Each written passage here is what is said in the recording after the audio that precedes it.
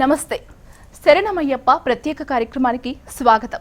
తెలుగు లోగిళ్ళు అయ్యప్ప నామస్మరణతో మారుమోగిపోతున్నాయి. ఎక్కడ చూసినా నువ్వే అయ్యప్ప అంటూ భక్తులు సందడి చేస్తున్నారు. అయ్యప్ప పాట అనగానే ఈలపంటి శ్రీనివాసరాజు గారు గుర్తుకు వస్తారు. ఆ స్వామి పాడుతుంటే అయ్యప్పను మన కళ్ళ ముందు అర్చించినట్లే అనిపిస్తుంది. ఆ స్వామి మన ముందుకు పాటలు ఆలపించడానికి వస్తే ఎలా ఉంటుంది? మనకు అయ్యప్ప సాక్షాత్కరించినట్లే అనిపిస్తుంది కదా. అందుకే ఆ అరుదైన ఆధ్యాత్మిక గాయకుడిని మీ ముందుకు తీసుకువచ్చాం. ఆయన పాడే అద్భుత గీతాలను ఇవాల్టి శరణమయ్యప్ప కార్యక్రమంలో విందాం. నమస్కారం గురుగారు. నమస్తే అమ్మా. గురుగారు, అయ్యప్ప గీతాలు అనగానే గుర్తుకొచ్చేది మీరే అండి. సో మీకు ఇష్టమైన ఒక గీతం మా కోసం ఆలపిస్తారా? ముందుగా హెచ్ఎంటీవీ వీక్షకులందరికీ కూడా రేపు మకర మండల పూజా మహోత్సవంతో శబరిమల ఆలయంలో స్వామివారికి అత్యద్భుతంగా వేలాది మంది భక్తుల సమక్షంలో పడి పూజా మహోత్సవాన్ని నిర్వహించి రేపు ఆలయాన్ని మూసేస్తారు. ఈ సందర్భాన్ని పురస్కరించుకొని ఎక్కడెక్కడి నుంచో లక్షలాది మంది అయ్యప్పలు శబరిమలలో ఇప్పటికే స్వామివారి మండల పూజా మహోత్సవంలో పాలు పంచుకోవడానికి వచ్చారు. వాళ్ళందరికీ ఆ స్వామివారి దివ్యమైన దర్శనం కలగాలని మరొక్కసారి స్వామివారిని మనస్ఫూర్తిగా ప్రార్థిస్తూ నాకు ఇష్టమైన పాట. నీ మోమునందున పొంగే స్వామి వెన్నెల జలపాతం, నీ కళ్ళలోని కరుణరసమ్మే కురిసే మాపై ప్రేమామృతం, నీ కళ్ళలోని కరుణరసమ్మే కురిసే మాపై ప్రేమామృతం, నీ మోమునందున పొంగే స్వామి వెన్నెల జలపాతం. చాలా చక్కటి పాట అండి. గురుగారు, మీరు ఇప్పటి వరకు ఎన్నిసార్లు ఈ అయ్యప్ప మాల ధరించారండి? నాది 24వ సంవత్సరం అయ్యప్ప దీక్షమ్మ. 2000 సంవత్సరంలో అంటే 1999లో మొట్టమొదటిసారిగా కన్యాస్వామిగా మాల వేసుకుని శబరిమలకి వెళ్ళాను. అప్పటి నుంచి దాదాపుగా నాన్ స్టాప్గా 2025 వరకు 24 సంవత్సరాలుగా ప్రతి సంవత్సరం మాల ధరిస్తూ శబరి యాత్ర చేస్తున్నా. అలాగే గాయకుడిగా నేను చిన్నప్పటి నుంచి, నేను 7వ తరగతి చదివినప్పటి నుంచి స్కూల్ కాంపిటీషన్స్లో పాటలు పాడేవాడిని. స్వతహాగా ఆ పాటలు పాడే నైజంతో పాడుతా తీయగా వరకు వచ్చాను. అలాగే ఆల్ ఇండియా రేడియో, దూరదర్శన్లో బి గ్రేడ్ ఆర్టిస్ట్గా ఎన్నో కార్యక్రమాలు చేశాను. మాల వేసుకున్న తర్వాత మొట్టమొదటిసారిగా మా గురుస్వామి వాళ్ళతో అయ్యప్ప భజన్స్కి వెళ్ళేవాడిని. అలా అయ్యప్ప భజన్ల వైపు నా ప్రస్థానం అంటే మళ్ళిందనమాట. అప్పటి నుంచి ప్రతి సంవత్సరం ఏటా తప్పకుండా ఒక్కొక్క ఆల్బమ్ చేస్తూ అయ్యప్ప భక్తులకి నా పాటల్ని అందిస్తూ వాళ్ళ మదిలో ఒక మంచి స్థానాన్ని నేను ఈరోజు సంపాదించుకున్నానమ్మా. గురుగారు, ఈలపంటి శ్రీనివాసరాజు గారు అనగానే టక్కున గుర్తొచ్చే పాట శబరి కొండల్లో అమ్మ. నేను కన్యాస్వామిగా 99లో రికార్డ్ చేసిన ఆల్బమ్ అయ్యప్పలందరికీ ఇష్టమైన పాట. ఎక్కడ చూసినా నీవే అయ్యప్ప సర్వాంతర్యామి, నీవే అయ్యప్ప స్వామి శరణం అయ్యప్ప శరణం, శరణం శరణం అయ్యప్ప స్వామి శరణం అయ్యప్ప, ఎక్కడ చూసినా నీవే అయ్యప్ప సర్వాంతర్యామి, నీవే అయ్యప్ప. ఇది గురుగారు చాలా చక్కటి పాట అండి. గురుగారు, కొత్తగా అంటే అయ్యప్ప మాల ధరించాలి అనుకునే వారికి, అంటే కన్యాస్వాములకి మీరు చెప్పే నియమాలు ఏంటండి? ఒకప్పటి దీక్షలకి ఇప్పటి దీక్షలకి చాలా తేడా ఉందమ్మా. కానీ ఒకప్పుడు మాల వేసుకోవాలంటే గురుస్వామి ఆజ్ఞ తప్పనిసరి. ఇప్పటికీ గురుస్వామి ఆజ్ఞ లేనిది మాల ధరించలేం. కాకపోతే ఖచ్చితంగా అప్పుడు మాల వేసుకున్న వాళ్ళు గురుస్వామితో పాటు, అంటే సంసారిక జీవితానికి పెళ్ళైన వాళ్ళైతే, పెళ్ళి కాని వాళ్ళైతే అమ్మా నాన్నను వదిలిపెట్టి ఒక ప్రత్యేకంగా ఒక దేవాలయం కానీ లేకపోతే ఒక మంచి నివాసం ఏదన్నా ఏర్పాటు చేసుకొని దాంట్లోనే మండలకాలం 41 రోజులు ఉదయం సాయంకాలం స్వామి యొక్క పూజలు చేస్తూ భజనలకు వెళ్తూ పడి పూజలు అటెండ్ అవుతూ 41 రోజుల సమయం ఎలా గడిచిందో కూడా తెలియకుండా అప్పుడు దీక్షలు ఉండేవి. ఇప్పటికి కూడా అలాగే గురు పరంపరని కొనసాగిస్తూ మాల ధరిస్తూ దీక్షలు చేస్తున్నారు. ప్రత్యేకించి హైదరాబాద్ నుంచి కేరళ వరకు అంటే శబరిమల వరకు దాదాపు 1200 కిలోమీటర్లు పాదయాత్ర చేస్తూ వెళ్తున్నారు అయ్యప్పలందరూ కూడా. సో ఎవరి భక్తిని కొలవడానికి కొలమానం అంటూ ఏం లేదు. ఎవరికి తోచిన విధంగా అయ్యప్పకి వాళ్ళు తోచినటువంటి వాళ్ళకి భగవంతుడు ఏ పని అయితే అప్పచెప్పాడో ఆ పనిని దిగ్విజయంగా చేస్తున్నారు. ఒక గాయకుడిగా నాకు స్వామి సంకీర్తన చేసే భాగ్యాన్ని అయ్యప్ప స్వామి నాకు ప్రసాదించాడు. ఆ పనిలో నేను నిమగ్నమై ఉన్నాను. అలాగే గురుగారు హైదరాబాద్ మొత్తంలో అంటే ఒక గురుస్వామి 12 గంటల పాటు స్వరార్చన చేశారు కదండి, దాని గురించి అది ఎలా సాధ్యమైంది నేను ఇందాక చెప్పాను కదమ్మా, నేను మొట్టమొదటిసారిగా కన్యాస్వామిగా 99లో మాల వేసుకున్న తర్వాత భజనలు చేస్తున్న తరుణంలో 2009లో అనుకుంటా 2009 నవంబర్ 5వ తేదీ నా జీవితంలో మర్చిపోలేని రోజు. నేను అయ్యప్పకి ఏం చేయగలను అనే తరుణంలో ఒక తెల్లవారుజామున నాకు స్వామి అలా కళలో ఒక సంకల్పంలా చెప్పిన మాట, మణికంఠుని స్వరార్చన చేస్తే బాగుంటుందని. దానికోసం 1 సంవత్సర కాలం పాటు కష్టపడ్డామ్మా. నేను ఒక 110 పాటల్ని ఒక లిస్ట్ చేసుకొని అయ్యప్ప పాటల్ని ఆ 110 పాటల్ని ప్రజెంట్ చేయడానికి రవీంద్ర భారతి వేదికగా అనుకొని శబరిమల నుంచి ఇప్పుడు లేరు వారు 85 ఏళ్ల బ్రహ్మశ్రీ కంటారు మహేశ్వర తంత్రి గారిని హైదరాబాద్ తీసుకొచ్చి నా చేత వారు సంకీర్తన చేయించారు. పొద్దున 8 గంటలకి స్టార్ట్ చేస్తే రాత్రి 9 గంటల వరకు 110 పాటలు పాడానమ్మా. అది నేను పాడాను అనడం కంటే అయ్యప్ప నా చేత పాడించాడు. సాక్షాత్తు శబరిమల స్వామి ఆ రోజు రవీంద్ర భారతిలో ఉన్నాడు. అది జరిగినాక ఒక వారం రోజుల్లోపు శబరిమలలో జరిగిన మహాకుంభాభిషేకంలో నన్ను అక్కడికి రమ్మని స్వామివారి గర్భాలయం ముందు నా చేత పాటలు పాడించారు. ఇంతకంటే నా అదృష్టం నాకేం లేదు. గురుగారు, ఈ అయ్యప్ప మాల ధరించడం అనేది ఖర్చుతో కూడినదా అండి? అంటే చాలా మంది వేయడానికి ఇష్టపడుతుంటారు కదండి. ఇది అపోహ అమ్మ, ఖర్చుతో కూడుకున్నది ఏం కాదు. మామూలుగా నల్ల బట్టలు తులసి మాల వేసుకొని ఎక్కడైనా దీక్ష చేయొచ్చు. ఒక మంచి గురుస్వామి దొరికితే ₹1 కూడా ఖర్చు ఉండదు. ఒక మంచి గురుస్వామి మంచి సన్నిధానం ఉంటే యాత్రకి శబరిమలకి వెళ్ళడానికి నెంబర్ ఆఫ్ ట్రైన్స్ ఉన్నాయి, ఎన్నో ప్రయాణ మార్గాలు ఉన్నాయి, ఎలాగైనా వెళ్ళొచ్చు. తక్కువ ఖర్చులో కూడా అయ్యప్ప స్వామి దీక్ష చేయొచ్చు. పూజ కూడా బ్రహ్మాండంగా చేయాలనే నిబంధన ఎక్కడ లేదు. మనకున్నంతలో ఒక 5 అయ్యప్పలకు ఒక 3 అయ్యప్పలకు పిలిచి భిక్ష పెట్టినా కూడా అయ్యప్ప దాంట్లో సంతోషిస్తాడు. మనం ఏదో అంగు ఆర్భాటం చేసి పెద్దగా పడి పూజ చేసి లేదంటే పెద్దగా ఏదో చేయాలని ఎక్కడా అయ్యప్ప నియమాలలో లేదమ్మా. నాకు తెలిసి ఒక తులసి మాల కొనుక్కొని నల్ల వస్త్రాలు ఉంటే అయ్యప్ప మాల వేసుకోవచ్చు. ఒక మంచి గురుస్వామి ఉంటే యాత్ర కూడా గురుస్వామి చేపిస్తారమ్మా. అయితే గురుగారు మాకోసం మరో చక్కటి పాట. తప్పకుండా అమ్మా. నేను పాడిన పాట నా ఆల్బంలో సిరిమల్లె పూదండ స్వామిని మెడ నిండా వేసాను త్రుంచుకొని తెచ్చి ఆ పూల దండలే గుచ్చి సంపంగి పూదండ స్వామిని మెడ నిండా వేసాను త్రుంచుకొని తెచ్చి ఆ పూల దండలే గుచ్చి బంగారు పల్లకిలో ఊరేగే అయ్యప్ప ఓ సిరిమల్లె పూదండ స్వామిని మెడ నిండా వేసాను త్రుంచుకొని తెచ్చి ఆ పూల దండలే గుచ్చి. పాట గురుగారు, ఈ అయ్యప్ప మాల ధరించాలి అనుకునేవారు వాళ్ళ ఇంట్లో ఆడవారు ఉంటారు కదండి, అలాంటి వాళ్ళకి మీరు ఇచ్చే సూచనలు?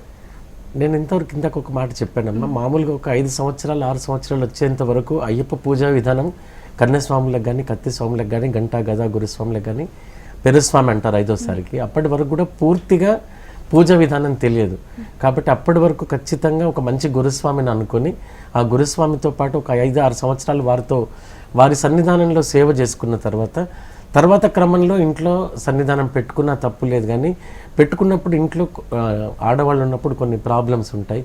ఆ సమయంలో మటుకు వాళ్ళని ఇంట్లోంచి బయటికి పంపించి మనం ఇంట్లో సన్నిధానం పెట్టుకోవచ్చు.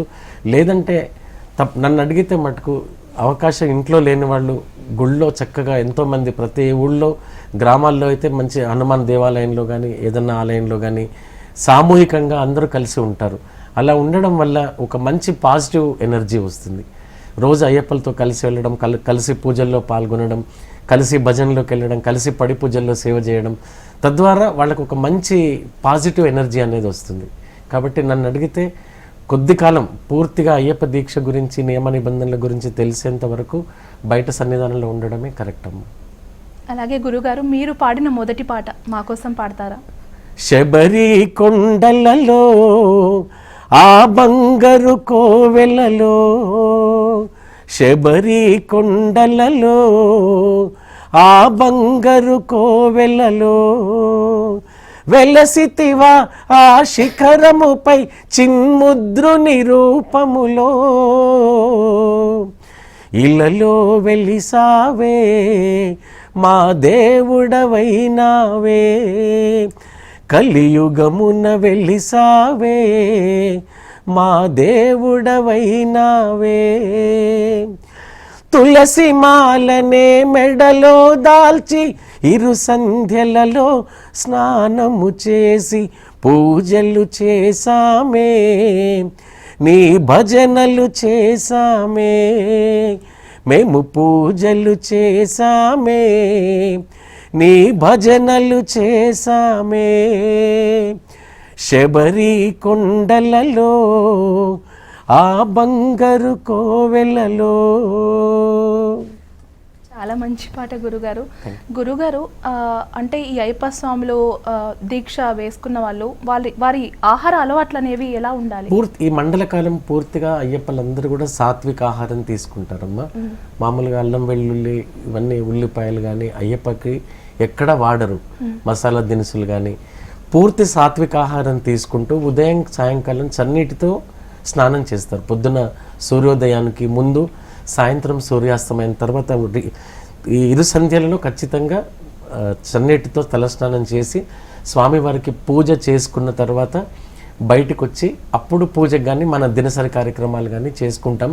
సాయంకాలం వీలైనంత, పొద్దునైతే అందరూ ఉద్యోగాలకు కానీ వ్యాపారాలకు కానీ పని చేసుకునే వాళ్ళు వెళ్తారు కాబట్టి సాయంకాలం మటుకు ఖచ్చితంగా సన్నిధానంలో ప్రతి బుధవారం కానీ లేకపోతే వీలైతే ప్రతిరోజు కానీ స్వామివారి భజన చేస్తూ స్వామివారి యొక్క సంకీర్తన చేస్తూ అందరూ కలిసి సామూహికంగా అల్పాహారం చేసుకుని భోజనం చేస్తారు. అంటే ఇందులో ఒక పూట మట్టుకు అల్పాహారం తీసుకుంటారు సాయంకాలం పూట. అల్పాహారం కూడా వీలు కాకపోతే పాలు పళ్ళు తీసుకొని ఉండొచ్చు. మధ్యాహ్నం మాత్రం ఏకభుక్తం చేయొచ్చమ్మా. గురుగారు అంటే ఈ అయ్యప్ప దీక్ష అనేది 41 రోజులే పాటించాలా, ఇంకా తక్కువ ఇంకా ఎక్కువ పాటించవచ్చు? వాస్తవానికి మొట్టమొదటిసారిగా మాల ధరించే వారు ఎప్పుడైనా సరే మండల కాలం అంటే 48 రోజులు. 41 రోజులు అనేది కూడా కరెక్ట్ కాదు. 48 రోజులు మండల కాలం దీక్ష చేసి అప్పుడు ఇరుముడి కట్టుకున్న తర్వాత శబరియాత్రకు వెళ్ళాలి. తద్వారా మనం తీసుకెళ్ళిన ఇరుముడితో ఆ ఇరుముడి నెయ్యితో స్వామివారికి అభిషేకం చేసి స్వామివారి దర్శనం చేసుకొని వస్తే మన దీక్ష పరిపూర్ణమైనట్టుగా లెక్క. గురుగారు మా కోసం మరో చక్కటి గీతం అండి. తప్పకుండా అమ్మా. చిరునవ్వులే చాలు మాకు మణికంఠమా కన్నె స్వామి, కరుణించు మా పాలి దైవం, కలియుగములో నీవే స్వామి. ఓ ధర్మశాస్త్ర ఓసారి రావా మాతోటి కలిసి నీ పేట తుల్లి ఆటాడగా అయ్యరావా, చిందేయగా స్వామి రావా, చిరునవ్వులే చాలు మాకు మణికంఠమా కన్నె స్వామి. చాలా చక్కటి పాట గురుగారు. గురుగారు మీరు కేవలం డివోషనల్ పాటలకే ప్రత్యేకమా అండి? అంటే నేను యాక్చువల్గా ఇంతకుముందు పాడితే తీగ పాడినప్పుడు, అంతకుముందు కాంపిటీషన్స్లో పాడినప్పుడు లలిత సంగీతం సినిమా సంగీతం వైపు ఉన్నాను. కానీ ఎప్పుడైతే 2000 సంవత్సరంలో మొట్టమొదటిసారి శబరిమలకి వెళ్ళి కన్యస్వామిగా మాల ధరించి వచ్చానో అప్పుడు మా గురువు గారితో భజనకి వెళ్తే ఒక 150 రూపాయలు నాకు రెమ్యూనరేషన్ ఇచ్చేవాళ్ళు. 1-2 పాటలు వాళ్ళతో పాడుతూ అలా వాళ్ళతో కలిసి ప్రతిరోజు భజనకి వెళ్తుంటే దాంట్లో ఒక ఆనందం, అయ్యప్ప భజనల్లో పూజల్లో తెలియని ఆనందం అనిపించింది. అది నాకు తెలియకుండానే నాకు ఒక వ్యాపకంగా మారిపోయింది. ఈరోజు హైదరాబాద్ సికింద్రాబాద్లో నాకంటూ ఒక ప్రత్యేకమైన స్థానాన్ని సంపాదించి పెట్టిన నా పాటలు ఆ ప్రస్థానం అలా కొనసాగుతూ 24 సంవత్సరాల్లో శబరిమలలో చేసిన సంకీర్తన, 12 గంటల మణికంఠుని స్వరార్చన, నా 30 సంవత్సరాల స్వర ప్రస్థానం, ఇలా అయ్యప్పలకి మరింత చేరువగా నన్ను చేసి అయ్యప్ప శ్రీనివాసరాజుగా నాకు ఈరోజు హైదరాబాద్లో కాదు యావత్ తెలంగాణ, అలాగే ఆంధ్ర, కర్ణాటక, తమిళనాడు, కేరళలో కూడా నేను ప్రదర్శనలు ఇచ్చొచ్చాను. మహారాష్ట్రలో ఒక పెద్ద పడి పూజలో 10,000 మంది సమక్షంలో నేను తెలుగు పాటలు పాడి అక్కడ అయ్యప్ప భక్తులు మన్నను అందుకున్నాను. సో నాకు అలా అయ్యప్ప దీక్షలో అయ్యప్ప పాటలతో నాకంటూ ఒక ప్రత్యేక స్థానాన్ని ఆ స్వామి నాకు ఇచ్చారమ్మా. గురుగారు, అయ్యప్ప పాటలు అనగానే మనకి ముఖ్యంగా గుర్తొచ్చేది జేసుదాస్ గారి పాటలు. అవునమ్మా. కదండి, వారితో మీకున్న అనుభవం ఏమైనా ఉందా అండి? జేసుదాస్ గారు వాస్తవానికి అయ్యప్పకి ఆయన ఒక కారణ జన్ముడమ్మా. అతను పాడిన సుప్రభాతంతోనే ఇప్పటికే శబరిమలలో అయ్యప్ప స్వామి వారికి సుప్రభాత సేవ జరుగుతుంది.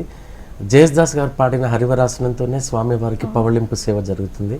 అటువంటి మహానుభావుడు హైదరాబాద్లో ఎల్బీ స్టేడియంలో ఒక సంవత్సరం కచేరీ చేయడానికి వచ్చారు. మామూలుగా వస్తుండేవాళ్ళు, అంటే మామూలు కార్తీక మాసంలో కానీ అయ్యప్ప పూజల సమయంలో ఎవరైనా డబ్బున్న వాళ్ళు వారితో సంకీర్తన పెట్టించినప్పుడు హైదరాబాద్కి వచ్చారు ఒకసారి. ఎల్బీ స్టేడియంలో జరిగిందమ్మా ఒక మహాపాడి పూజ. ఆ రోజు నిర్వాహకులు నా గురించి జేసుదాస్ గారికి చెప్పడం జరిగింది. ఇట్లా 12 గంటల పాటు మణికంఠుని స్వరార్చన ఈ స్వామి చేశారని వారు జేసుదాస్ గారికి చెప్పగానే వారు ఒక ఇంత ఆశ్చర్యానికి గురై నన్ను వేదిక మీద పిలిచి వారి చేతులతో నాకు సన్మానం చేసి మెచ్చుకున్నారమ్మా. నా జీవితంలో మర్చిపోలేని ఒక గొప్ప ప్రశంస ఆ మహాగాయకుడు ఇచ్చిన ప్రశంస. గురుగారు, అలాగే ఇప్పుడు మీరు అన్నట్టు జేసుదాస్ గారి ప్రత్యేకమైన పాట హరివరాసనం కదండి, మా కోసం ఒక్కసారి ఆ పాట పాడతారా? తప్పకుండా. హరివరాసనం విశ్వమోహనం హరిదదీశ్వరం ఆరాధ్య పాదుకం హరివిమర్దనం నిత్యనర్తనం హరిహరాత్మజం దేవమాశ్రయే. శరణమయ్యప్ప స్వామి శరణమయ్యప్ప, శరణమయ్యప్ప స్వామి శరణమయ్యప్ప. శరణ కీర్తనం శక్తమానసం భరణలోలుపం నర్తనాలసం అరుణభాసురం భూతనాయకం హరిహరాత్మజం దేవమాశ్రయే. శరణమయ్యప్ప స్వామి శరణమయ్యప్ప, శరణమయ్యప్ప స్వామి శరణమయ్యప్ప, స్వామి శరణమయ్యప్ప. గురుగారు, మీ నాన్నగారు బుర్రకథలు చెప్తారు అని విన్నామండి, వారి గురించి కొంచెం చెప్పండి. యాక్చువల్గా నేను పుట్టి పెరిగింది కరీంనగర్ జిల్లాలో ఒక మారుమూల గ్రామం. కానీ నేను విద్యాభ్యాసానికి వచ్చేటప్పటికి కరీంనగర్కి మా నివాసం మారింది. అప్పటికి మా నాన్నగారు ఆల్ ఇండియా రేడియోలో బుర్రకథ ఆర్టిస్ట్గా ఉండేవారు.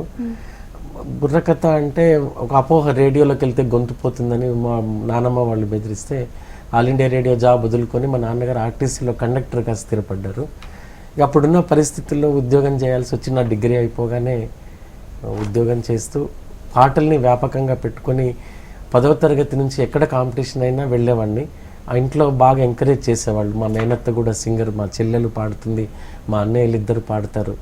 అట్లా ఆ పరంపర కొనసాగుతూ నేను పూర్తిగా ఒక ప్రొఫెషనల్ సింగర్గా ఎదగడానికి నాకు ఏం చేయాలనుకున్న తరుణంలో అప్పుడు మనకున్న ప్లాట్ఫామ్ ఆల్ ఇండియా రేడియో.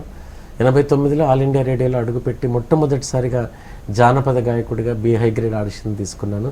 తర్వాత 94లో పాడుతా తీయగా ఈటీవీలో స్టార్ట్ అయిన తర్వాత దాంట్లో పాడి అక్కడి నుంచి నా ప్రస్థానాన్ని జానపదం నుంచి లలిత సంగీతం వైపు తీసుకెళ్ళి అక్కడి నుంచి సినిమా సంగీతం, ఆధ్యాత్మిక సంగీతం వైపు నా ప్రయాణం కొనసాగుతుందమ్మా.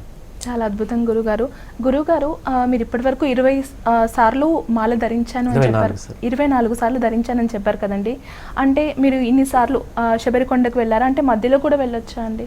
అంటే మామూలుగా ఇంతకుముందు శబరిమల దీక్ష మటుకు సంవత్సరానికి ఒకేసారి చేస్తారమ్మా. ఆలయానికి వెళ్ళాలంటే ప్రతి నెల కూడా 5 రోజుల పాటు టెంపుల్, ఇప్పుడు శబరిమల ఆలయం మండల కాలంలో నిరాటంకంగా 20 రోజులు అందుబాటులో ఉంటుంది అయ్యప్పలకి.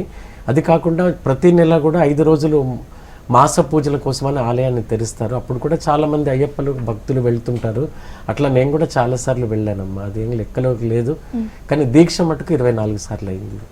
గురుగారు, మీరు ఈ శబరిమల యాత్రకి వెళ్ళే తరుణంలో మీకు ఎదురైన అనుభవాలు ఏమైనా ఉంటే మాతో పంచుకుంటారు? నాకు ఇప్పుడు వెళ్ళిన దానికంటే నేను కన్యస్వామిగా, నేను 5వ సంవత్సరం వరకు పెరుస్వామిగా మా గురుస్వాములతో కలిసి చేసిన యాత్రనే నాకు దివ్యమైన అనుభూతి అమ్మ. ఎందుకంటే వాళ్ళతో వెళ్తూ పుణ్యక్షేత్రాలు దర్శిస్తూ శబరిమలకి వెళ్ళాలంటే ఖచ్చితంగా కర్ణాటక, తమిళనాడు రాష్ట్రాల నుంచి ప్రయాణం చేస్తూ వెళ్ళాలి. సో ఆ తమిళనాడు కానీ కర్ణాటక కానీ అక్కడ దేవాలయాలన్నీ చూస్తూ మంచి మంచి ఆధ్యాత్మిక విషయాల్ని గురువుగారితో నేర్చుకుంటూ చేసిన అనుభూతి చాలా గొప్పగా అనిపించిందమ్మా. గురుగారు మా కోసం మరో చక్కటి గీతం అండి. తప్పకుండా అమ్మా. జయదాస్ గారు పాడింది మరొక పాట. తప్పకుండా. కొండపై కొలువున్న దేవరా నన్ను చల్లగా బ్రోవరారా, మా తల్లివి తండ్రివి నీవేరా, నీ పాద కమలమే మాకు శరణము, నీ పాద కమలమే మాకు శరణం. స్వామి అయ్యప్ప శరణమయ్యప్ప, స్వామి అయ్యప్ప శరణమయ్యప్ప, కొండపై కొలువున్న దేవరా మమ్ము చల్లగా బ్రోవరారా, మా తల్లివి తండ్రివి నీవేరా, నీ పాద కమలమే మాకు శరణం.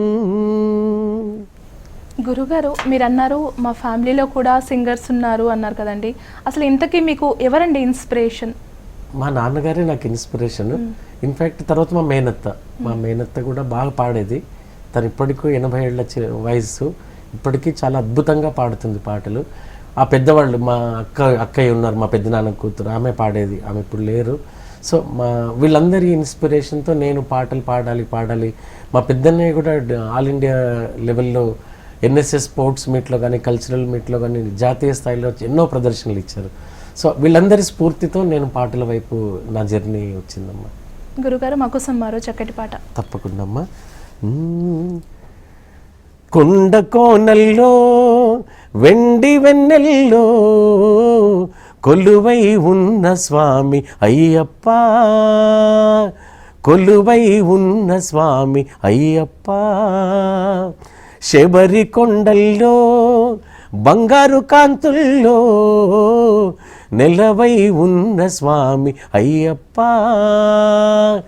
నెలవై ఉన్న స్వామి అయ్యప్ప, శరణం శరణం అయ్యప్ప స్వామి శరణం అయ్యప్ప, శరణం శరణం అయ్యప్ప స్వామి శరణం అయ్యప్ప, స్వామియే శరణమప్ప అయ్యప్ప,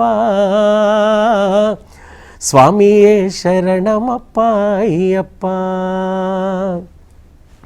కంటిన్యూగా భజన చేయడం వలన కొంచెం గాత్రానికి ఇబ్బందిగా ఉంది ఈరోజు.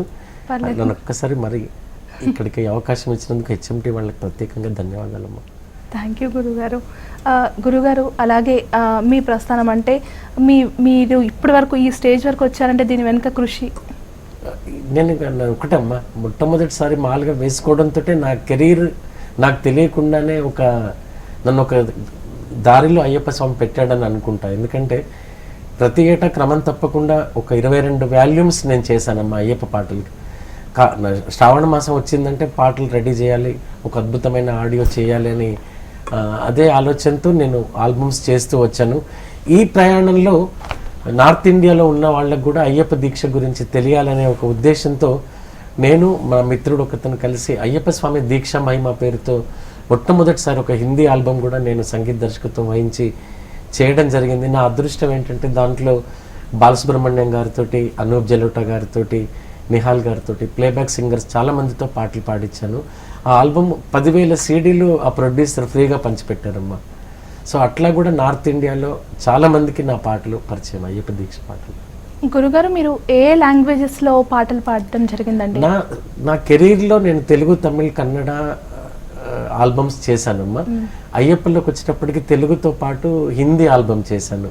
ఆ హిందీలో కూడా ఒక అద్భుతమైన పాట ఉంది, అయ్యప్పలకి చాలా ఇష్టమైన పాట, ఒకసారి పాడతాను. తప్పకుండా అండి. దీక్షా హై పావన్ త్యోహార్, దీక్షా హై పావన్ త్యోహార్, అయ్యప్ప కో హై प्रिय त्योहार दीक्षा है पावन त्योहार पावन त्योहार పావన్ త్యోహార్ ఇదొకటి. తర్వాత బాలుగారితో పాడించాను హిందీ పాట, అది కూడా చాలా పాపులర్ అయిందమ్మా. గురుగారు ప్రత్యేకంగా మీరు ఎందుకు అయ్యప్ప స్వాముల పాటలే పాడుతున్నారు, అయ్యప్ప స్వామి పాటలే పాడుతున్నారు? నాకెందుకో దీంట్లో ఒక ఆనందం అమ్మ. అయ్యప్ప దీక్షలో, అయ్యప్ప భజనలో వ్యక్తిగతంగా దీనికి నా పర్సనల్ జీవితాన్ని అన్వయించుకుంటే కనుక 2000 సంవత్సరంలో ఏమీ లేని నన్ను ఈరోజు ఒక స్థానంలో నిలబెట్టింది అయ్యప్ప స్వామి.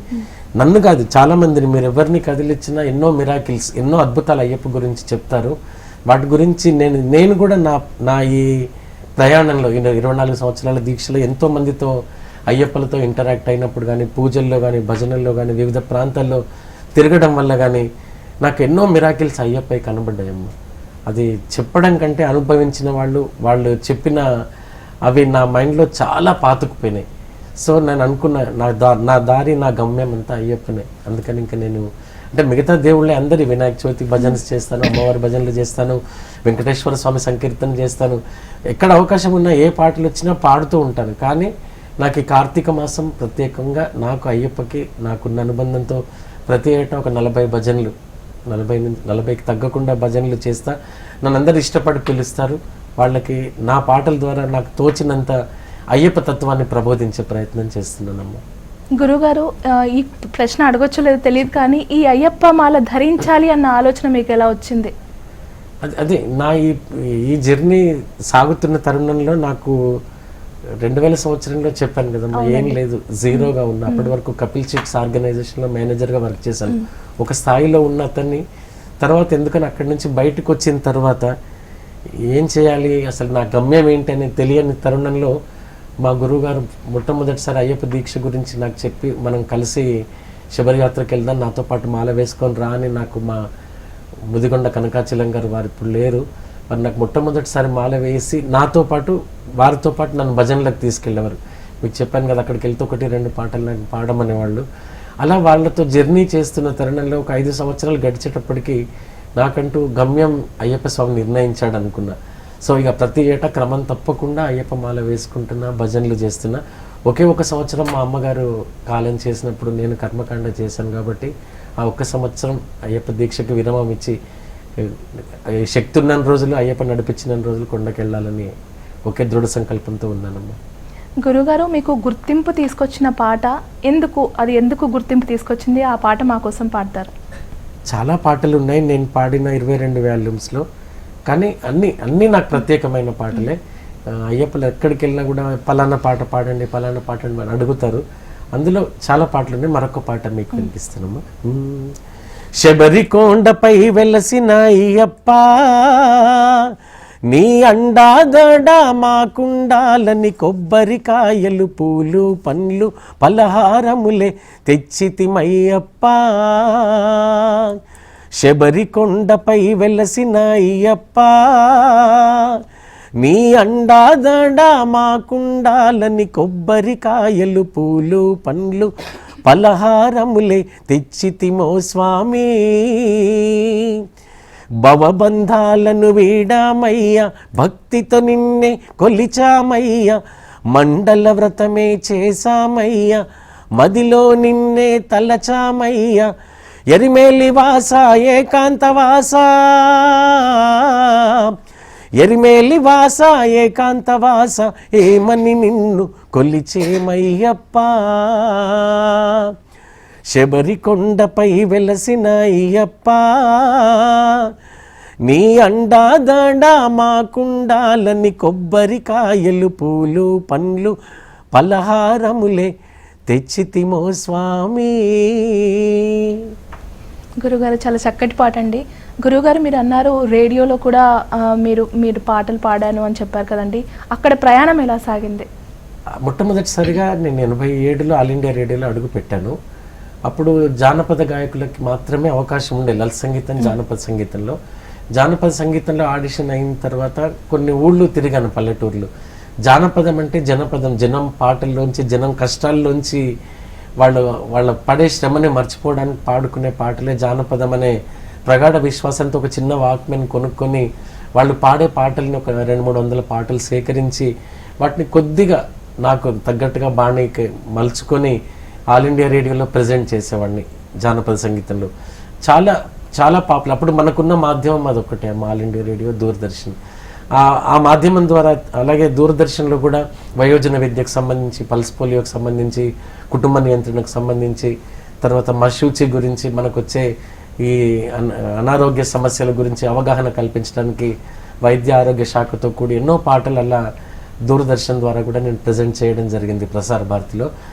దాని తర్వాత పాడుతా తీయగా వచ్చిన తర్వాత ఆ ప్లాట్ఫామ్ నుంచి నా ధోరణి అంతా లలిత సంగీతం వైపు, సినిమా సంగీతం వైపు మళ్ళీందమ్మా. హైదరాబాద్లో ఒక ఆర్కెస్ట్రాతో టైఅప్ అయిపోయి ఆర్కెస్ట్రా పాటలు పాడుతూ 2000 సంవత్సరం వరకు అలా ఉద్యోగం చేస్తూ పాటలు పాడుతూ నా ప్రస్థానం కొనసాగింది. గురుగారు, అయ్యప్ప పాటలే కాకుండా ఈ కలియుగ దైవమైన శ్రీ వెంకటేశ్వర స్వామి గీతం కూడా మా కోసం ఆలకిస్తారు? తప్పకుండా. ఎందుకంటే 2 రోజుల్లో మనం వైకుంఠ ఏకాదశి పర్వదినాన్ని జరుపుకుంటున్నాం. ఆ తిరుమలలో కొలువైన దేవదేవుడు వెంకటేశ్వర స్వామి ఆశీస్సులు మన HMTV వీక్షకులకు అందరికీ సదా సర్వదా ఉండాలని స్వామివారిని ప్రార్థిస్తూ, వెంకటరమణ తండ్రి వెంకటరమణ, తిరుమల తిరుపతి రమణ, సంకటహరణ చరణ, భక్తులను బ్రోచేటి తిరుమల రమణ. వెంకటరమణ తండ్రి వెంకటరమణ, తిరుమల తిరుపతి రమణ, సంకటహరణ చరణ, భక్తులను బ్రోచేటి తిరుమల రమణ. తెల్లవారు జాముల్లో వెంకటరమణ తండ్రి, సుప్రభాతము చేసెను సురులే రమణ. పంచామృతములతో వెంకటరమణ తండ్రి, నిత్యాభిషేకములే నిత్యము రమణ.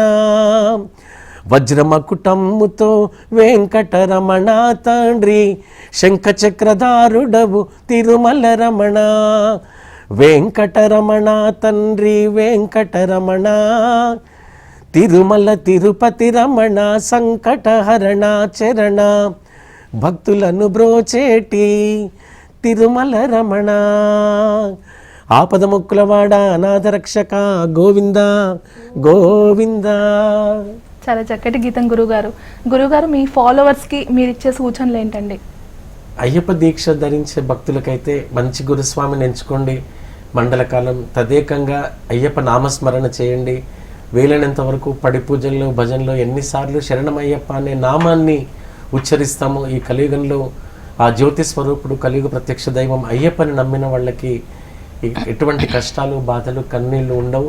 అలా చూసుకునే దేవదేవుడు అయ్యప్ప స్వామి. మాల వేసుకొని మండలకాలం దీక్ష చేసేది మనమైతే సంవత్సర కాలం పాటు మన కుటుంబాన్ని, ఈ విశ్వాన్ని కాపాడే ఏకైక స్వామి జ్యోతి స్వరూపుడు ఆ కలియుగ ప్రత్యక్ష దైవం అయ్యప్ప స్వామి. ఆ స్వామిని శరణమయ్యప్ప అంటూ కొలిచిన వాళ్ళకి మరొక్కసారి ఎప్పుడు తను వెన్నంటి ఉంటాడని ప్రగాఢ విశ్వాసం నాకుంది. ఆ విశ్వాసంతో అయ్యప్ప దీక్షలు చేయండి. ఆ విశ్వాసంతో శబరిమల యాత్ర చేయండి. తదేకంగా స్వామి యొక్క నామస్మరణ చేయండి. స్వామి యొక్క మహిమల్ని పొగడండి. స్వామి మహిమల్ని పాడుకోండి. తప్పకుండా మనం అనుకున్న సంకల్పాన్ని మనం కోరకుండానే నెరవేరుస్తాడు అయ్యప్ప స్వామి. గురుగారు, ఆఖరిగా ఈ అయ్యప్ప దీక్షలో శరణఘోష అనేది చాలా ప్రాముఖ్యం ఉంటుంది కదండి, దాని గురించి? మామూలుగా అయ్యప్ప పూజలు అందరం మనం బ్రాహ్మణులం కాకపోవచ్చు, శాస్త్రోక్తంగా స్వామివారి అష్టోత్తరాలు చెప్పలేకపోవచ్చు, కానీ ఎవరైనా సులభంగా చెప్పగలిగేది స్వామివారి శరణఘోష. 108 శరణాలు ఉంటాయి. ఆ 108 శరణాలు చెప్పుకొని మంగళహారతి తీసుకొని మనం బయటికి వెళ్ళి పూజా కార్యక్రమాలు అటెండ్ అయినా, ఉద్యోగం చేసుకున్నా ఏమి తప్పలేదు. అలాంటి 108 శరణాలు, 108 కంటే ఎక్కువ వేలాది శరణాలు అయ్యప్ప స్వామి ఉన్నాయి. కానీ ఒక్కసారి ఆ శరణఘోష పలుకుదాం. ఓం స్వామియే శరణమయ్యప్ప, హరిహర సుతనే శరణమయ్యప్ప, ఆపద్బాంధవనే శరణమయ్యప్ప, అనాథనాథనే శరణమయ్యప్ప, ఆదిమూల మహాగణపతి భగవానే శరణమయ్యప్ప, కరిమల వాసనే శరణమయ్యప్ప, జ్యోతి స్వరూపనే శరణమయ్యప్ప, కలియుగ ప్రత్యక్ష దైవమే శరణమయ్యప్ప, శరణుఘోష ప్రియనే శరణమయ్యప్ప, మకర జ్యోతియే శరణమయ్యప్ప, సకల రోగ నివారణ ధన్వంతరమూర్తియే శరణమయ్యప్ప. గురుగారు, కన్యస్వాములు ఎలాంటివి పాటించాలి, ఎలాంటి ఆహార అలవాట్లు పాటించాలి, అలాగే మా కోసం చక్కటి గీతాలు పాడినందుకు మీకు ధన్యవాదాలండి. థ్యాంక్ యూ అమ్మా.